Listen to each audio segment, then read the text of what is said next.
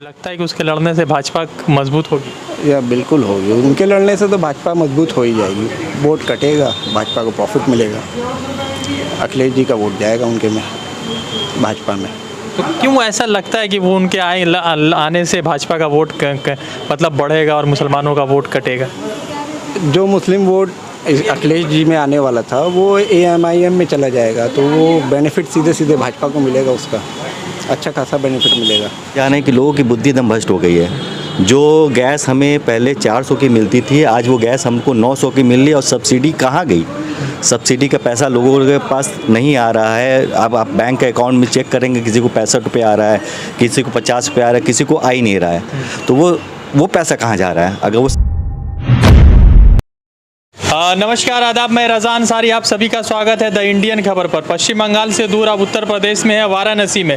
प्रधानमंत्री नरेंद्र मोदी यहाँ के सांसद है और संसदीय क्षेत्र में है। तो सवाल सबसे ज़रूरी है कि उत्तर प्रदेश में इस बार किसकी सरकार है, क्योंकि चुनाव होने में लगभग 8-9 महीने 6 से 7 महीने बाकी है। मगर जिस तरह का समीकरण बन रहा है, लग रहा है कि उत्तर प्रदेश में इस बार जो है कांटे की टक्कर है। सरकार कौन बनाएगा नहीं बनाएगा वो बड़ा विषय है, मगर सवाल सबसे ज़रूरी यह है कि योगी आदित्यनाथ, अखिलेश यादव तो असदुद्दीन ओवैसी 100 सीटों के साथ लड़ रहे हैं। तो कुछ युवाओं से बातचीत करेंगे। और जायद जी, पूरा पश्चिम बंगाल से तो समझिए कि भाजपा बहुत कमज़ोर होकर बिगड़ी उखड़ी। आपके उत्तर प्रदेश में क्या है और बनारस में क्या है? बनारस में तो देखिए, अखिलेश को ही हम लोग हमेशा पसंद करते आए हैं और अखिलेश ही सही है देश के विकास के लिए और इस स्टेट के विकास के लिए। और सबसे बड़ी बात यह है कि बंगाल में जिस तरह से हिंदू मुस्लिम की राजनीति जो हमेशा भाजपा करती आ रही है, और पहले मैं मोदी जी को जब 2014 में जब आए थे एज ए PM के कैंडिडेट की तरफ, तो मुझे लगा कि चलो वो देश के लिए बहुत ही अच्छा विकास कर रहे होंगे। मगर जब यूपी स्टेट का जब चुनाव हुआ तो उन्होंने एक ऐसी लाइन बोली थी, उस दिन के बाद से मेरा उनके प्रति जो as a PM, as a candidate, as a human being मेरे फीलिंग कम हो गई, रिस्पेक्ट उनके लिए कम हो गया। क्या शब्द? जैसा उन्होंने वो रिस्पेक्ट किया कि उन्होंने बोला कि दिवाली में लाइट नहीं आती है और रमज़ान में लाइट आती है। तो एज ए PM उनको ये लाइन नहीं बोलना चाहिए। मतलब PM का मतलब होता है वो आपके पूरे देश का PM। आप एक सभासद जैसे एक नॉर्मल इंसान की तरह आपने ये लाइन बोली, इसका मकसद क्या था? आप यहाँ पे हिंदू मुस्लिम की राजनीति कर रही हैं। अगर आपको करना है तो गुजरात मॉडल कहाँ है आज? क्यों नहीं आज गुजरात मॉडल का बात की जा रही है देश में? क्यों नहीं हर चुनाव में गुजरात मॉडल क्यों नहीं बोला जा रहा? मगर ये क्या है कि अब उन्होंने RSS ने क्या ऐसी विचारधारा डाल दी है लोगों के माइंड में कि डे बाय डे देखते जा रहे हैं कि लोगों की बुद्धि एकदम भ्रष्ट हो गई है। जो गैस हमें पहले 400 की मिलती थी, आज वो गैस हमको 900 की मिल रही है। और सब्सिडी कहाँ गई? सब्सिडी का पैसा लोगों के पास नहीं आ रहा है। अब आप बैंक के अकाउंट में चेक करेंगे, किसी को 65 रुपये आ रहा है, किसी को 50 रुपये आ रहा है, किसी को आ ही नहीं रहा है। तो वो पैसा कहाँ जा रहा है? अगर वो सब्सिडी का पैसा देश के किस विकास में लग रहा है, इसका हिसाब सरकार दे हमें। तो 3000 करोड़ का स्टैचू बना है तो शायद उसमें लग रहा हो। अरे सर, अब क्या बताएं, अब 3000 का स्टैचू बना है तो अगर आप बात करेंगे कि देश के विकास के लिए, तो वो देश के लोग उसमें इन्वॉल्व कहाँ थे? कहाँ देश के मजदूर लगे? ये तो सारा चाइना से बन के आया। और यहाँ तक कि जो भी आयरन, जो भी सामान दिया गया वो सब हिंदुस्तान का दिया गया। तो 3000 करोड़ का उसका यूज़ क्या है? अभी तो सुनने में आ रहा है कि वो सांसद भी बनाना चाह रहे। जब उनसे पूछा गया कि आप ना मैं मिनिमम प्राइस जो किसान जिसका आंदोलन कर रहे हैं उसके लिए भी उन्होंने पैसा मांगा कि इसको लीगलाइज़ कर दीजिए, कम से कम इतना पैसा दिया। तो सरकार ने साफ कह दिया कि मेरे पास पैसा नहीं है। जब आपके पास पैसा नहीं तो आप सांसद क्यों बना रहे हैं? क्या ज़रूरत है इसकी? संसद क्यों बना रहे हैं? क्यों बना रहे यार भाई? अभी देश में बहुत से काम है। तो आप नया घर बना रहे तो कोई दिक्कत नहीं, मोदी जी ने नया घर बनाया तो बहुत दिक्कत है। नया घर कहाँ बन रहा है? अभी देश की सबसे पहली रिक्वायरमेंट क्या है? हमारे देश में क्या है कि हमारा महंगाई बढ़ती जा रही है, हमारी GDP एकदम डे बाय डे डाउन होती जा रही है। डॉलर कहाँ पहुँच गया है? जब आए थे तो उन्होंने कहा था कि हम डॉलर और रुपये को बराबर कर देंगे। हमको बराबर नहीं कर पाए, कम से कम उसको बढ़ाइए तो मत। यही मेन हमारा बहुत सा मुद्दा है। दादा, क्या नाम है आपका? अजीम खान। खान साहब है आप? जी हाँ। तो क्या है इस बार उत्तर प्रदेश के चुनाव को लेकर क्या विचार चल रहे हैं लोगों के? देखिए, लोगों के विचार से तो अखिलेश यादव जी आ रहे हैं। हाँ। अब चुनाव होने के बाद फैसला जो होगा पता चलेगा, मगर अखिलेश यादव जी की उम्मीद है। मगर अखिलेश यादव जी आएंगे, मायावती जी तो लग रहा है कि BJP के साथी हैं, क्योंकि उनका कुछ पक्ष ही सामने नहीं आ रहा है। अब मायावती जी के बारे में तो नहीं कहा जा सकता, मगर जिस ग्राउंड पे जिस लेवल पे अखिलेश यादव जी काम कर रहे हैं उस हिसाब से लगता है कि उनकी सरकार बनने की उम्मीद है। बनारस के लोग भी अखिलेश यादव के सपोर्ट में ही हैं काफ़ी। अच्छा अभी 2017 तक 2012 से 17 तक यहाँ पर जो अखिलेश यादव की सरकार थी, फिर 2017 से 2022 तक अभी फ़िलहाल योगी आदित्यनाथ है, तो इन दोनों 5 सालों में क्या क्या फ़र्क आपको देखने को मिला? सर फ़र्क तो अच्छा खासा दिखा। जैसे रोड पहले अच्छी थी, अब रोडें अच्छी नहीं है बनारस की, ठीक है। लाइट भी कुछ खास नहीं है, कभी भी आ जाती चली जाती है। व्यापार एकदम ख़राब हो चुका है बनारस का। पहले ठीक था, अब थोड़ा दिक्कत में आ गया व्यापार। असदुद्दीन ओवैसी को पहचानते हैं? हाँ, नाम सुने। नाम ही सुने खाली? हाँ, मतलब जान रहे हैं, AMIM के हैं, चीफ हैं। अच्छा, तो वो 100 सीटों पर उत्तर प्रदेश में इलेक्शन लड़ रहे हैं? उसके बारे में तो कोई नॉलेज नहीं है अभी हमें। क्या आपको लगता है कि उसके लड़ने से भाजपा मजबूत होगी? या बिल्कुल होगी, उनके लड़ने से तो भाजपा मजबूत हो ही जाएगी। वोट कटेगा, भाजपा को प्रॉफिट मिलेगा। अखिलेश जी का वोट जाएगा उनके में, भाजपा में।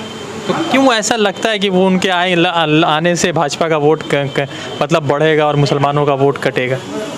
जो मुस्लिम वोट अखिलेश जी में आने वाला था वो AMIM में चला जाएगा, तो वो बेनिफिट सीधे सीधे भाजपा को मिलेगा। उसका अच्छा खासा बेनिफिट मिलेगा।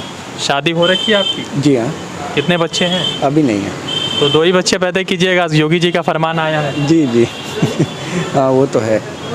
अब क्या किया जा सकता है, सरकार का तो 2 बच्चे पैदा करने के इरादे में कि और भी उम्मीद है? अभी तो फिलहाल एक के ही इरादे में है। अच्छा जी हाँ। पेट्रोल गाड़ी है आपके पास भाई? है बहुत है, मगर धीरे धीरे हम बहुत कम यूज़ कर रहे हैं क्योंकि इतना ज़्यादा उसका प्राइस हाई। और सबसे ज़्यादा जो डीजल और पेट्रोल का प्राइस लिया जा रहा है वो यूपी में होता जा रहा है। बिजली का भी बिल बहुत ज़्यादा हम लोग पे कर रहे हैं अदर स्टेट से कंपैरिजन में। और पता नहीं क्या है कि लोगों के मतलब अगर देखेंगे तो खाली सिटी में ही थोड़ा बहुत अनभक्तों की भरमार है। अगर गांव में देखेंगे तो गांव में इनकी कोई लहर नहीं है, क्योंकि सिटी में क्या है कि सिटी में थोड़ा लोगों को विकास दिख जाता है। अच्छी सड़कें थोड़ा सा मिल गई तो उन लोगों को सोचते कि विकास है।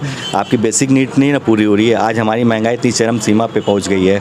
आज हम गैस, पेट्रोल, दाल, घी, तेल, हर चीज़ का दाम हद से ज़्यादा दे रहे हैं। तो पेट्रोल ने सेंचुरी बनाई दी तो सेलिब्रेट करना चाहिए आपको। अरे सर, सेलिब्रेट तो तब हम करेंगे ना जब हमारे देश में पेट्रोल की कीमत 50 रुपये 25 रुपये हो जाएगी। जो काने बाबा ने बोला था ना, कि बाबा रामदेव ने बोला था कि कैसी सरकार चाहिए थी जो 35 रुपये लीटर पेट्रोल दे या 50 रुपये 80 रुपये लीटर दे। तो आज कहाँ है वो क्या नाम है तुम्हारी, बाबा रामदेव? नहीं, जो टू लेडीज़ जो चूड़ी बेचती स्मृति ईरानी कहाँ है? अगर आप देश के बारे में सोच रही हैं तो अपने PM को भी दीजिए चूड़ी। क्यों आज वो रेट इतना 100 के पार चला गया, क्यों नहीं दे रहे हैं? आप चूड़ी निकालिए, दीजिए अपने PM को। अगर आप देशभक्त हैं तो आप सबके लिए बराबर रखिए ना। आज मनमोहन जी को आपने इस वजह से सरकार गिरा दी कि मनमोहन ने पेट्रोल पर कुछ नहीं बोला। हम मान के चलिए उस वक्त उन्होंने कुछ नहीं बोला, तो आज हम लोग को अफसोस हो रहा है कि वो कम बोले तो वो हाल था। अगर आज ज़्यादा बोल के भी कुछ देश का विकास नहीं हो रहा है तो बताइए क्या है कि आज हम लोग को अफसोस हो रहा है कि मनमोहन सिंह ही अच्छे थे। आज उन लोगों को हम लोग ने हटा दिया कि एक चांस इनको दे दिया कि उन्होंने ये कहा था कि एक चांस हमें भी दीजिए। तो एक चांस देने का नतीजा देख ली, दोबारा भी चांस देने का नतीजा देख ली, देश कहाँ से कहाँ जा रहा है। अच्छा ये हटाइए, असदुद्दीन ओवैसी के बारे में क्या जानकारी मिली कि उत्तर प्रदेश में सुना 100 सीट? संविधान में सबको हक है कि चुनाव लड़ने का। इससे पहले उन्होंने चुनाव लड़ा था, यूपी का चुनाव हुआ था तो वो नहीं लड़े थे। तो क्या हुआ था, कोई इम्पैक्ट नहीं आया था। मोदी उससे ज़्यादा सीट पे जीत गए थे। और अगर ओवैसी आ रहे हैं तो उससे कोई लेना नहीं कि मुसलमान वोट कट रहा है वो कट रहा है। जब नहीं आए थे तभी भी वो हार गए थे, अब आए हैं तो सबको अपना संविधान का हक है, लड़ने दीजिए। जो अच्छा काम करेगा वो जीतेगा। तो आपके इन में शादी आपकी हो रखी है? जी हाँ, हो चुकी है। लास्ट ईयर मेरी 2019 में हुई थी शादी। तो बच्चे अभी हुए कि नहीं? बच्चे अभी नहीं, इसी साल इंशाल्लाह बच्चे होने की उम्मीद है। तो प्लान तो है कि 2 बच्चे से ज़्यादा पैदा होगा तो सरकारी सुविधाएं नहीं मिलेगी आपको? ये बच्चा पैदा करना योगी जी क्या जाने, जब क्योंकि वो तो शादीशुदा है नहीं। तो क्या, और ये कुदरत की चीज़ है। हमने कोशिश किया, क्या पता हमारे पहली कोशिश में 2 आ गए, किसी को 4 आ गए, किसी को 3 आ गए। अभी रिसेंट में ही गाज़ियाबाद का ही केस था जिसमें एक साथ 5 बच्चों को जन्म दिया। अब क्या करेंगे? मतलब कुदरत की चीज़ को रोक नहीं ना सकते हैं आप। इंसान तो ऐसे भी आज महंगाई के दौर में कोशिश कर रहा है कि 1 ही 2 हो, मगर ये कौन सा कानून पास कर रहे कि 2 बच्चे पैदा करो, ये बच्चे करते करे, इसका कोई वो नहीं। आज खुद ही लोग इंसान अपना अवेयर हो चुका है, पढ़ा लिखा। आप एजुकेशन बढ़ाइए ना, एजुकेशन आएगा तो हर चीज़ इंसान अपना कंट्रोल में करेगा। और आप क्या कह रहे हैं, आप देश को क्या आज एक एजुकेशन आपने सारा ठप करके रखा हुआ है। आप शराब की दुकान को 9-9 बजे 10-10 बजे कर रहे हो। हर चीज़ के बारे में सोचें, मगर आज तक अभी आपने एजुकेशन के बारे में नहीं सोचा। क्या इनका मेन मकसद है कि इंसान यूपी की देश की जनता जनता अगर जाहिल रहेगी, यही हिंदू मुस्लिम मंदिर मस्जिद में फंसी रहेगी, तो उनको इस सब विकास के बारे में उनको सोचना ही नहीं, और ऐसी सब फालतू चीज़ों में वो पड़ी रहेगी जनता। तो क्यों नहीं असदुद्दीन ओवैसी को मौका दिया जाए उत्तर प्रदेश में? दिया जाए, हर किसी को दिया जाए। अगर अच्छा काम जो कर रहा है उसको हर किसी को मौका देना चाहिए। अगर वो गलत काम करेंगे अगली बार से वो भी चले जाएंगे। मौका तो हर किसी को मिलना चाहिए ना। संविधान के हक के हिसाब से अगर जो लोग ईवीएम को घोटाला करके जीत रहे हैं और अच्छी बातें करके लोग हार रहे हैं, तो उससे क्या करेंगे?